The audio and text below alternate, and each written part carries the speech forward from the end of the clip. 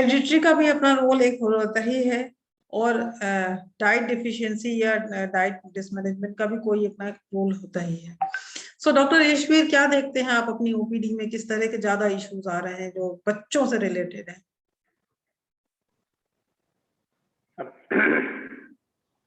Audible हूं मैं? Yes yes please, very much.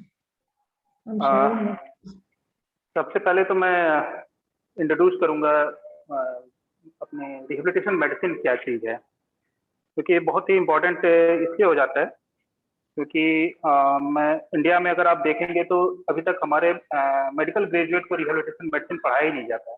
सबसे बड़ी बात, क्योंकि उनके सिलेबस में आज तक फॉर्चुनेटली इस साल से उन्होंने इंट्रोड्यूस किया है नेशनल मेडिकल काउंसिल ने।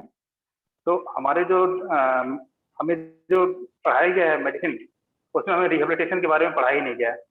और अप्रोक्सीमेटली 2% पॉपुलेशन, अगर मैं गलत नहीं हूँ तो 2% पॉपुलेशन डिसेबल्ड कैटेगरी में पूरे इंडिया में है। डिसेबिलिटी किसी भी तरीके की हो सकती है।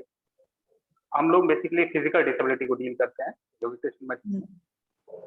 तो और मतलब अब 2% उनके इश्यूज को हम एड्रेस ही नहीं कर रहे हैं, हम अपने डॉक्टर्स को पढ़ा ही नहीं रहे हैं।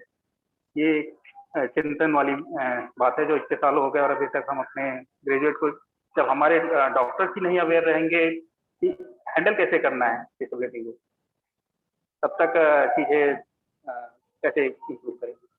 चलिए, ये अलग इश्यू है। बाकी यूजुअली रिहेबिलिटेशन मेडिसिन बेसिकली जैसे डॉक्टर ने बताया कि बच्चों में कुछ प्रॉब्लम्स हैं जो क्योर हो गई, कुछ प्रॉब्लम्स क्योर नहीं हो पा रही हैं, समय के साथ ठीक हो जाती हैं। ऐसा लोगों में मिथ रहा है कि जैसे बच्चा बड़ा होगा तो ठीक हो जाएगा, लेकिन बहुत सी प्रॉब्लम्स है जो समय के साथ ठीक नहीं होती हैं। जो डेवलपमेंट, मतलब कि आपका डेवलपमेंट में कुछ इश्यूज हुए, रीजन बहुत सारे हो सकते हैं, एन नंबर हैं उनके, लेकिन उसकी वजह से जो ऑर्थोपेडिक इम्पेयरमेंट स्टार्ट हुआ, इम्पेयरमेंट मतलब कि पाँव में टेढ़ापन अगर आ गया, पाँव टेढ़े हो गए, अब उस टेढ़े पाँव के साथ उसका डेवलपमेंट उस बच्चे का स्टार्ट हो रहा है, यानी उसका माइंड का डेवलपमेंट और वो साथ में चल रहा है। आप एक इंडिविजुअल केवल उस पर नहीं फोकस कर सकते केवल पाँव टेढ़ा है, पाँव के साथ साथ उसका विकास, उसका माइंड का भी विकास हो रहा है, उसका साइकोलॉजिकल एस्पेक्ट भी आपको साथ में देखना पड़ेगा, अदरवाइज आप जस्टिस नहीं करेंगे उस बच्चे के साथ। सबसे दूसरा इशू जो आता है, जब बच्चा स्कूल गोइंग होता है, यूजुअली जब वॉकिंग स्टार्ट होती है तभी पाँव में टेढ़ापन या जो भी डॉक्टर ने बताया वो नोटिस होता है 4 to 5 ईयर की एज के आसपास। तो उस समय तक उसका अभी तक पता ही नहीं चला होता है कि इसको, बच्चे को ये इश्यूज हैं, सेरेब्रल पाल्सी हुआ या फिर ओस्टियोपोरोसिस, ओस्टियोमलेशिया, सॉरी, जो भी इश्यूज हैं वो पता ही नहीं चलता। विटामिन डी की डेफिशिएंसी, ये सब चीजें अननोटिस ही चली जाती हैं ईयर बाई ईयर। जब पेन करने लगता है, बच्चा दर्द होता है चलने में, उसको पाँव या टेढ़ापन जब दिखने लगता है, तब वो डॉक्टर के पास जाते हैं। और डॉक्टर, ठीक है, उसकी उस डिसेबिलिटी, उस इम्पेयरमेंट, उसको मैं डिसेबिलिटी नहीं बोलूंगा, वो इम्पेयरमेंट है, पाँव का टेढ़ा होना एक इम्पेयरमेंट है, उसकी वजह से वो कोई काम अगर नहीं कर पा रहा है वो डिसेबिलिटी है। तो आपको एज अ होलिस्टिक, आपको जब तक आपका विजन नहीं होगा as a medical fraternity, medical consultant, आपको ये विजन नहीं होगा कि ये इम्पेयरमेंट है, हो सकता है ये परमानेंट इम्पेयरमेंट हो, तो क्या हम परमानेंट इम्पेयरमेंट के साथ उसको छोड़ देंगे, बोल देंगे कि नहीं घर ले जाओ, जो अक्सर होता है हिंदुस्तान में, ले जाओ इसमें कुछ हो नहीं सकता। वहां पर फिर रिहेबिलिटेशन मेडिसिन की रोल स्टार्ट होती है, जहाँ पे सारी चीजें, यस, तो वहां पर रिहेबिलिटेशन मेडिसिन बोलता है कि नहीं नहीं ठीक है, ये परमानेंट डैमेज है, आपको चीजें इम्पेयरमेंट हो चुका है, परमानेंट डैमेज हो चुका है, लेकिन क्या हम कुछ छोटे छोटे स्टेप्स कर सकते हैं आप बच्चे की लाइफ में, जिससे उसकी क्वालिटी ऑफ इम्प्रूव हो जाए, वो नॉर्मल बच्चों के साथ स्कूल जा पाए, नॉर्मल बच्चों की तरह अपना टॉयलेट और डेली इश्यूज सॉल्व कर सके। रिहेबिलिटेशन मेडिसिन और केवल उस इम्पेयरमेंट तक लिमिटेड नहीं रह सकते, उसको एक एज ए सोसाइटी का एक ह्यूमन की तरह हमें देखना होगा, तब हम उसके इश्यूज को हम हैंडल कर पाएंगे। केवल पाँव टेढ़ा होना एक इशू नहीं है, वो एक इम्पेयरमेंट है, ठीक है, लेकिन उसको जब होलिस्टिक अप्रोच में देखेंगे तो उसकी वजह से उसको स्कूल नहीं जा पा रहा है, स्कूल में उसके टीचर्स उसको अलाउ नहीं कर रहे हैं, बच्चों में अवेयरनेस नहीं है, जो उसके साथ खेलने वाले बच्चे हैं वो उसके साथ कैसा बिहेव कर रहे हैं, ये मल्टीपल इश्यूज आ जाते हैं। तो रिहेबिलिटेशन मेडिसिन ठीक है, उसको इम्पेयरमेंट पे काम करेगा, इम्पेयरमेंट के साथ साथ अदर इश्यूज को भी हम लोग एड्रेस करते हैं। कई बार हमारी टीम होम विजिट भी जाती है और स्कूल विजिट, या फिर जो भी बच्चों के, जैसे मैं क्रिश्चियन मेडिकल कॉलेज में इससे पहले जब था, वहाँ पर हमारी पूरी टीम जो है सर्व शिक्षा अभियान पे हम लोग काम करते थे वहाँ पे। तो हमारे जितने भी पंजाब एरिया के जितने भी स्कूल थे, उस स्कूल के सारे बच्चों को टीचर्स लेके आते थे हमारे पास रिहेबिलिटेशन के लिए, और करीब 3 महीने तक वो बच्चा हमारे साथ रहता था। रिक्वायर्ड सर्जरी हम लोग करते थे, उसके बाद हमारा पेरिफेरल सेंटर हुआ करता था जहाँ पे हम लोग उसको अपनी डेली एक्टिविटीज कैसे उसको हैंडल करनी है। अगर वो चल नहीं पा रहा है, सेरिब्रल पाल्सी पेशेंट है, चल नहीं पा रहा है, तो उसको चलने में क्या हम मदद कर सकते हैं, कुछ अप्लायंसेस की हेल्प ले सकते हैं क्या। ये बड़ा एक मिथ है कि अपाहिज हो गया, व्हील चेयर यूज कर रहा है तो बड़ा बुरा मानते हैं हमारे समाज में। लेकिन प्रॉब्लम ये, सबको ये सोचना होगा कि व्हील चेयर क्या है, एक चश्मा है। कभी किसी को चश्मा लगाते हुए, ग्लास लगाते हुए कभी सोचा है कि वो डिसेबल्ड है? लेकिन उस चश्मे को, क्योंकि पॉपुलेशन ज्यादा है उनकी, हर आदमी लगा रहा है तो उसको एक फैशन के रूप में देखा जाता है, और व्हील चेयर यूज कर रहा है तो उसको डिसेबल्ड और नेगेटिव इम्पैक्ट दिया जाता है, सोसाइटी में उसको एक्सेप्ट नहीं किया जाता है, और उसके लिए फैसिलिटीज हम नहीं दे रहे। स्कूल में हम अगर व्हील चेयर में कोई बच्चे को जाना पड़ रहा है तो हम स्कूल में रैंप ही नहीं दे रहे हैं। अब वो बच्चा स्कूल में पढ़ेगा कैसे? बोल देते हैं स्पेशल स्कूल में ले जाओ, ये सोल्यूशन नहीं हुआ, ये अपनी जिम्मेदारी से भागना हुआ। तो ये इश्यूज हैं, और रिहेबिलिटेशन मेडिसिन की ओपीडी में हम ऐसे ही पेशेंट्स को, ऐसे इश्यूज को हम लोग बेसिकली डील करते हैं, जिसमें जहाँ पर ठीक है न्यूरो सर्जरी का मतलब बच्चे में कोई न्यूरो सर्जिकल इश्यूज हैं, न्यूरोलॉजिकल इश्यूज हैं, जिसकी वजह से इम्पेयरमेंट हुआ, लिम्ब इम्पेयरमेंट हुआ, वो भी ऑर्थोपेडिक प्रॉब्लम नहीं हुई, पाँव टेढ़ा हो गया। बेसिकली अगर कुछ न्यूरोलॉजिकल इम्पेयरमेंट भी होता है तो कई बार पेशेंट जो उसके पाँव हाथ में जो ऑर्थोपेडिक इश्यूज, जो कॉम्प्लिकेशंस होते हैं, उसकी वजह से ही वो हमारे पास आता है। कभी वो डायरेक्ट उसको नहीं पता है कि न्यूरोलॉजिकल इश्यूज क्या है मेरे बच्चे को, हाँ पाँव टेढ़ा हो गया उसकी वजह से, तो वो लेके आएगा हमारे पास।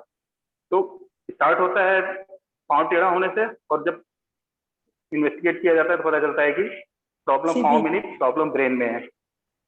तो फिर कहानी शुरू होती है कि भैया अब इसको ठीक है परमानेंट डैमेज हो चुका है, लेकिन क्या हम छोड़ दें यहीं पे? नहीं, बहुत सी चीजें की जा सकती हैं, छोटी छोटी चीजें की जा सकती हैं, और नॉर्मल लाइफ जिएगा, नॉर्मल लाइफ, नॉर्मल बच्चों की तरह खेलेगा कूदेगा, सब कुछ करेगा। हो सकता है कुछ सपोर्ट की जरूरत हो, कोई बात नहीं, चश्मा हम लगाते हैं, वो व्हील चेयर यूज करेगा, वो कैलिपर यूज करेगा, कोई बात नहीं। तो ये विश्वास दिलाना होगा उस बच्चे को पहले। उस बच्चे को जब विश्वास हो जाएगा कि हाँ ये, तभी वो, अदरवाइज फिर होता है क्या है कि वो डॉक्टर शॉपिंग फिर स्टार्ट हो जाती है। हिंदुस्तान में एक बड़ा हमारे सर हुआ करते थे, सर हुआ है अभी भी, तो वो बोलते थे कि डॉक्टर शॉपिंग का एक फैशन है अपने हिंदुस्तान में। एक के पास गए, उन्होंने बोला तो फिर दूसरे के पास गए। लखनऊ में अगर आप किसी नी रिप्लेसमेंट के लिए किसी को देखेंगे तो कम से कम सर्जरी के पहले 15-20 ऑर्थोपेडिक सर्जन के पास जब तक वो नहीं घूम लेता तब तक वो सेटिस्फाइड नहीं होता। तो डॉक्टर शॉपिंग पे फिर वो हिंदुस्तान भ्रमण से निकल जाते हैं। ये बात तो सही है, ये बात तो सही है, ये होता ही है। और इसमें सबसे बड़ा इश्यू ये है कि हमारे जो डॉक्टर जो प्रैक्टिस कर रहे हैं, प्रैक्टिशनर हैं, उनको भी रिहेबिलिटेशन मेडिसिन पढ़ाया नहीं गया है। प्रॉब्लम यहाँ पर भी एक स्टार्ट हो जाती है कि जब उन्हें पढ़ाया नहीं गया तो वो जानते नहीं कि हम इसमें कुछ कर सकते हैं, तो वो एडवाइस ये कर देते हैं कि ठीक है घर ले जाके इसकी सेवा करिए, इसमें अब कुछ हो नहीं सकता। प्रॉब्लम रूट लेवल पे ऐसा भी कई बार है, ऐसा भी कई बार है। तो मेरे को भी, जब तक मैं डीएनबी रिहेबिलिटेशन मेडिसिन में मैंने नहीं किया, तब तक मेरे को भी नहीं पता था कि क्या होता है, क्या चीज है। तो मेरा भी व्यू वैसा ही था। तो समय के साथ चीजें अब फॉर्चुनेटली इस बार 2021-22 सेशन एमबीबीएस का जो बैच स्टार्ट हो रहा है, अभी हम लोग फॉर्चुनेट है कि हिंदुस्तान में भी अब रिहेबिलिटेशन मेडिसिन एमबीबीएस सिलेबस में डाला गया है। फर्स्ट टाइम डाला गया। ये हमारे मेडिकल साइंस और उससे रिलेटेड सारे इश्यूज धीरे धीरे चेंज हो रहे हैं। अच्छी बात है, कुछ चीजें हमारे बच्चों के फेवर में आ जाए तो उससे बढ़िया क्या बात होगी। वो बच्चों का भी फेवर, उनके पेरेंट्स का भी है। डॉक्टर गौरव गुप्ता, चलिए हम लोग शुरू करते हैं कि वो कौन से इश्यूज हैं ऑर्थोपेडिक से रिलेटेड जो बच्चा जन्म के साथ लेकर आता है। तो जन्म के साथ काफ़ी सारी प्रॉब्लम्स, ज़्यादातर जो हमारी ओपीडी है वो या तो फर्स्ट 2 इयर्स की होती है या फिर वो 10 इयर्स के बाद की। तो मैं कहूँगा कि अगर हम 30% में से भी बांटने लगें तो अराउंड 15% या हाफ इफ नॉट मोर जन्म से इश्यूज होते हैं, जिसके जी। अंदर अगर सबसे कॉमन बीमारी की बात करें तो हम बोलते हैं क्लब फुट, यानी कि पैर के पंजे का टेढ़ा होना। ये सबसे हम्म। कॉमन मस्कुलोस्केलेटल डिफॉर्मिटी है। तो और ये इसमें भी कमाल की बात यह है कि इतना अच्छा ट्रीटमेंट है कि इसको 100% ठीक किया जा सकता है बिना सर्जरी के, अगर बच्चा ये बहुत समय बड़ी बात आपने कही। हाँ, अगर हम टाइमली इसको दिखा दें और कंसल्ट करें तो विद इन 1 to 2 months 4 से 5 प्लास्टर्स में इसको पूरी तरीके से करेक्ट करा जा सकता है और बच्चा एकदम नॉर्मल लाइफ जीता है जैसे और बच्चे हैं। आप पहचान भी नहीं सकते कि इसको कभी कुछ इशू भी था। उसके अलावा और भी बहुत सारी कॉन्जेनाइटल इश्यूज आते हैं, जैसे कि हाथों का मुड़ा होना जिसको क्लब हैंड बोलते हैं। उनको भी हम मतलब मेजॉरिटी ऑफ मस्कुलोस्केलेटल जो कंजेनाइटल डिफॉर्मिटीज हैं उनको हम कहीं ना कहीं conservatively with plasters, with stretching, with orthosis हम इम्प्रूव कर सकते हैं, ठीक कर सकते हैं। उसके अलावा बर्थ ट्रॉमाज आते हैं, जैसे कि बच्चे की डिलीवरी डिफिकल्ट हुई जिसके कारण कोई हाथ ट्विस्ट हो गया, फ्रैक्चर हो गया, पैर का फ्रैक्चर हो गया, थाई का फ्रैक्चर हो गया। और ये चीज़ें भी सिर्फ और सिर्फ इमोबिलाइजेशन, एक सॉफ्ट इमोबिलाइजेशन से 100% ठीक करी जाती हैं, 100% ठीक हो सकती है। इनमें किसी भी तरीके का कोई भी इंटरवेंशन, सर्जिकल इंटरवेंशन का रोल नहीं है। और इतनी अच्छी बच्चे की रिमॉडलिंग पोटेंशियल होती है कि 3 से 4 हफ्ते के अंदर कोई भी बर्थ रिलेटेड फ्रैक्चर बिल्कुल ठीक हो जाता है, बच्चा बिल्कुल पेन फ्री हो जाता है।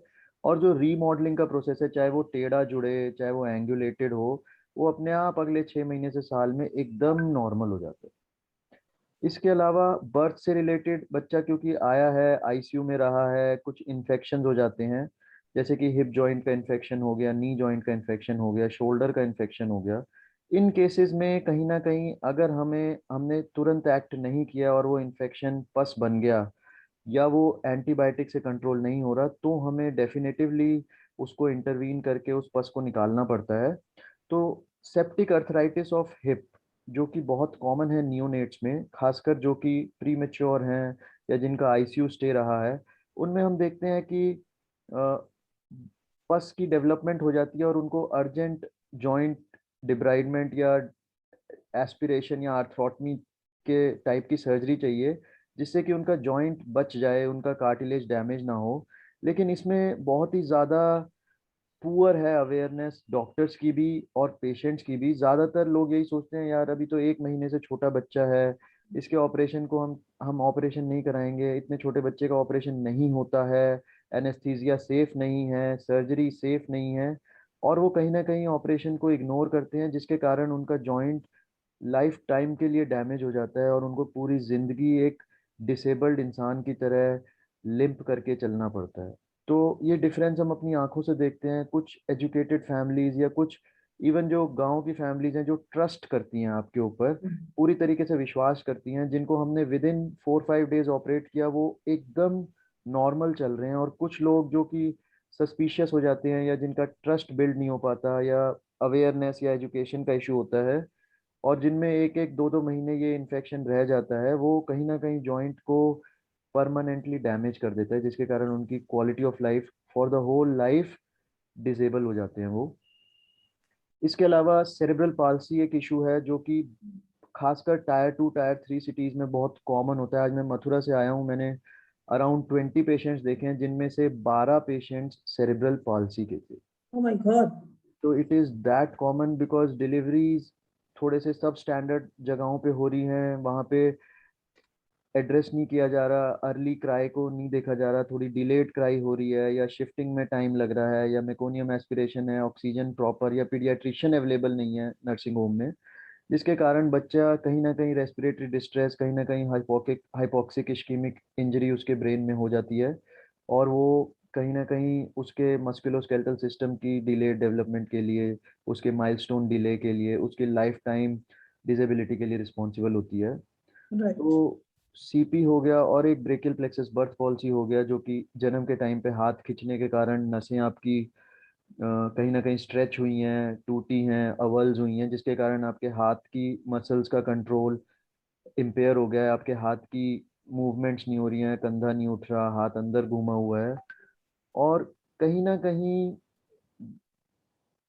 पुअर अवेयरनेस या लैक ऑफ अवेयरनेस के कारण ये बच्चे सिर्फ टाइम स्पेंड कर रहे हैं कि नहीं अभी छोटा है, 1-2 साल में अपने आप ठीक हो जाएगा, चलने लगेगा तो ठीक हो जाएगा, 4 साल में ठीक हो जाएगा, 6 साल में ठीक हो जाएगा, और वो एक क्रूशियल पीरियड मिस कर देते हैं। जैसे ब्रेकियल प्लेक्सस पैल्सी की बात करें, अगर सीवियर अवल्जन है तो हमें 6 मंथ पे ऑपरेट करके नर्व रिकंस्ट्रक्शन करना है, या अगर टाइटनेस आ रही है तो हमें टाइमली उसको नर्व बोटॉक्स करना है, नर्व ट्रांसफर करना है, टेंडन ट्रांसफर करना है। लेकिन काफी पेशेंट इवन दिल्ली में भी 4 साल 5 साल पे आते हैं कि सर अभी तो छोटी है बच्ची, क्या अभी ऑपरेशन कराना ठीक है? बट दे डोंट अंडरस्टैंड कि वो 4 साल पे भी they have missed the boat. अगर वो 3 महीने 6 महीने पे करा लेते तो कुछ और ही सीन होता, कुछ और ही बच्चे का फंक्शन होता। तो ये कुछ इश्यूज हैं जो हम बर्थ पे देखते हैं। जी, ये बहुत इम्पोर्टेंट है। क्या इसमें